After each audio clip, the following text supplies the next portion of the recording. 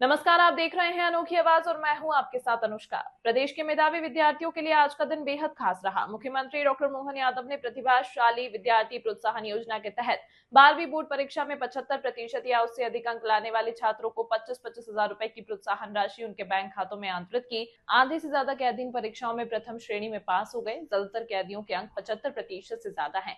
वहीं दूसरी ओर इस साल सिडीवा की सेंट्रल जेल में महिला कैदियों के लिए भी शिक्षक इंतजाम जिला प्रशासन ने कर दिया है, जिसके चलते जेल के अंदर बंद महिला कैदी भी पढ़ाई कर सकेंगी। मेरा नाम ऋषभ कुमार तिवारी है। मैंने यहाँ से बैचलर ऑफ आर्ट 75% में पास किया है प्रथम श्रेणी में, जिसके लिए मैं जेल प्रशासन, विशेष तौर पर जिला अधीक्षक साहब, स्कूल मास्टर साहब, इन सभी का मैं बहुत ही आभारी हूँ। इनके माध्यम से मैंने यहाँ जो पढ़ाई की है, मैं बाहर कुछ कर सकता हूँ। नौकरी हो गई, जैसे बिजनेस हो गया, मैं कुछ भी अपने लिए अपने पैरों में खड़े हो सकता हूँ पढ़ लिख कर। यहाँ क्या नाम है? ऋषभ कुमार तिवारी मेरा नाम है।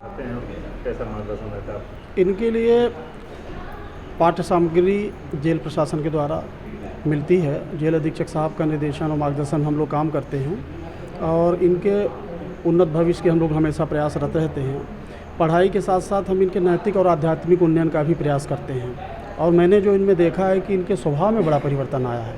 इनमें विनम्रता आती है, अनुशासन आती है। और NIUS का सेंटर है जिससे 10th क्लास कराते हैं। स्नातक के लिए जो है भोज और इग्नू के सेंटर हैं जिससे स्नातक और स्नातकोत्तर कराते हैं। और हमारे यहाँ साक्षरता से लेकर स्नातकोत्तर तक पढ़ाई होती है। करीब 300 से ज़्यादा बंदी ऐसे हैं जिन्होंने साक्षरता पास की। जो निरक्षर रहते हैं बाहर, वो यहाँ आते हैं और साक्षरता की क्लास में बैठते हैं। MSW की बात थोड़ा सा हो जाए जी। MSW कैसे कराया आपने? MSW क्या होता है कि भोज और इग्नू के हमारे यहाँ सेंटर रहते हैं, तो उनका हम इन लोगों का पहले बाहर से जाके फॉर्म भरते हैं। फॉर्म भरने के बाद वहाँ से पुस्तकें मिलती हैं, वो इनको देते हैं और हम लोग उनको मार्गदर्शन देते रहते हैं। किताब पढ़ना है तो स्वाध्याय के माध्यम से उसको पढ़ते हैं। फिर हमारा स्टडी सेंटर है और उसके साथ साथ परीक्षा सेंटर भी है, तो हम लोग यहीं इनकी परीक्षा कराते हैं। अपना नाम बता दीजिए। मेरा नाम राजीव कुमार तिवारी है।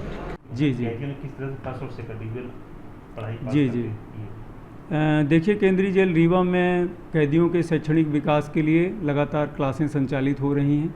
ऐसे कैदी जो निरक्षर होकर के आते हैं, बाहर से पढ़ाई लिखाई नहीं किए रहते, उनको साक्षरता अभियान में जोड़ा जाता है और उनको साक्षर बनाने के लिए विशेष प्रोग्राम आयोजित किए जा रहे हैं हमारे यहाँ। और ऐसे 264 कैदियों को हम लोगों ने रजिस्ट्रेशन किया है जो बाहर से निरक्षर हैं। उनको साक्षर बनाने का प्रोग्राम कर रहे हैं और उनको शैक्षणिक गतिविधियों से जोड़ रहे हैं। इसके अलावा 5वीं में भी कैदियों को रजिस्टर्ड किया है। 5वीं की भी परीक्षा दिला रहे हैं, 8वीं की भी परीक्षा दिला रहे हैं, 10वीं की, 12वीं की, स्नातक की और स्नातकोत्तर की भी परीक्षा लगातार हम लोग दिला रहे हैं। तो इन विभिन्न प्रकार की क्लासों में बंदी अपनी बढ़ चढ़ के भूमिका निभा रहे हैं। हमारे शिक्षकों की इसमें बड़ी महत्वपूर्ण भूमिका है। वो इन कैदियों को प्रेरित करते हैं, उनको पढ़ाने लिखाने में विशेष सहयोग प्रदान करते हैं अपना। और इसके साथ ही साथ जो भी संस्थाएं इन परीक्षाओं को संचालित करने वाली हैं, उन सभी संस्थाओं के सेंटर यहाँ पे हैं। NIUS का सेंटर यहाँ पे है, इग्नू का सेंटर है, भोज का सेंटर है। तो ये सभी संस्थाएं यहाँ हमारे कैदियों को शैक्षणिक गतिविधियों से जोड़ने के लिए, उनको उच्चतर शिक्षा प्रदान करने के लिए लगातार प्रयास करती हैं। और हम लोग इन लगातार संस्थाओं से समन्वय संपर्क स्थापित करके ये विभिन्न प्रकार की परीक्षाएं आयोजित कराते हैं। अभी हाल ही में 10वीं 12वीं स्नातक और स्नातकोत्तर में हमारे कैदियों ने प्रथम श्रेणी में भी कई कैदियों ने परीक्षाएं पास की हैं। तो उसमें से MSW में 2 कैदियों ने तो 75% से भी अधिक अंक प्राप्त किए हैं प्रथम श्रेणी में। वो कैदी हैं एक मनीष पांडे और दूसरा मदन लाल पटेल। तो मैं इन दोनों कैदियों को अपने तरफ से, जेल प्रशासन की तरफ से, अपने शिक्षकों की तरफ से बहुत बहुत धन्यवाद और शुभकामना देता हूं कि ये इसी तरीके से बाहर जब छूट करके जाएंगे तो समाज की मुख्य धारा में सम्मिलित होंगे, अपनी शैक्षणिक गतिविधियों में सम्मिलित रहेंगे और पुनः किसी प्रकार का कोई अपराध नहीं करेंगे कि है ना। और इसके अलावा साथ ही साथ ऐसी महिला कैदी जो निरक्षर हैं, उनको भी साक्षर बनाने का प्रयास किया जाता है। हाल ही में कलेक्टर महोदय और आयुक्त महोदय नगर निगम के विशेष प्रयास से मेरे निवेदन पर महिला कैदियों को पढ़ाने के लिए भी एक शिक्षक की व्यवस्था की गई है। वो भी नियमित रूप से यहाँ जेल पर आती हैं और महिला कैदियों को पढ़ाने की व्यवस्था करती हैं, पढ़ाती हैं, उनको शैक्षणिक गतिविधियों से जोड़ती हैं।